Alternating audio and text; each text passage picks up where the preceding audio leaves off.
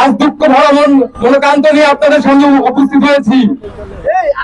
আমরা কখনো কল্পনা করতে পারি নাই আমাদের বড়াই গ্রামের চান্দা ইউনিয়নের গারফা গ্রামে এই ধরনের একটা নেককারজনক ঘটনা ঘটতে পারে।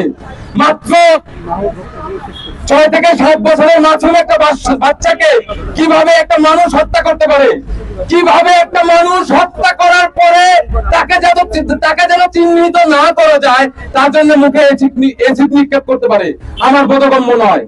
আমি এই ধরনের মানুষকে মানুষ হিসেবে বলি না, আমি মনে করি তারা পশু, আর এই ধরনের পশুর বাংলার মাটিতে কোনো ঠাঁই নাই। হত্যাকারীর ঠিকানা, ধর্ষকের ঠিকানা, চাঁদাবাজের ঠিকানা এই নতুন বাংলায় হবে না। নতুন বাংলাদেশ বাংলাদেশের ছাত্র জনতার বাংলাদেশ। আপনারা সবাই অবগত আছেন ফ্যাসিস্ট সরকার চলে গেছে, কিন্তু ফ্যাসিস্ট রিজনটা এখনো রয়ে গেছে। বেশ কিছুদিন আগে আমাদের ছোট বোন আছে নামে একটা বোনকে নৃশংসভাবে হত্যা করে ধর্ষণ করে হত্যা করা হয়। কিন্তু কি হলো? পুলিশ প্রশাসন কি করলো? পুলিশ প্রশাসন কি করলো? তারা নিশ্চুপ, তাদের কোনো ভূমিকা দেখতেছি না। হত্যাকারী প্রকাশ্যে আসার পরে, হত্যাকারী চিহ্নিত হওয়ার পরেও তার এখনো শাস্তি হয়নি।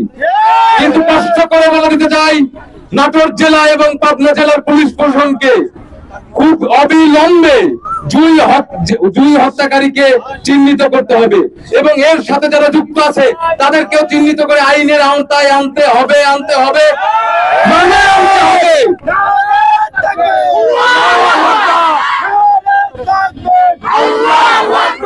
তাই পুলিশ প্রশাসনকে আমরা পুলিশ প্রশাসনের দৃষ্টি আকর্ষণ করে বলছি, যেহেতু এই ঘটনা জ্ঞাপন করছি এবং তাদেরকে একটি কথা বলছি, তোমরা এই প্রজন্মের অহংকার, তোমরা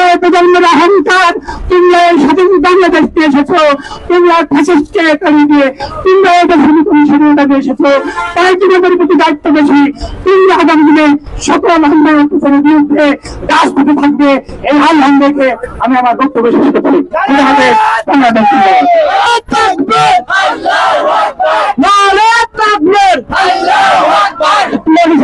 এবার আমাকে মনে বক্তব্য দিয়েছিলেন পাবনা কলেজের সামান্য ও নাটক জেলা বসে ছাত্র আন্দোলনের যুগ্ম আহ্বায়ক মোহাম্মদ মাহবুব সর্দার।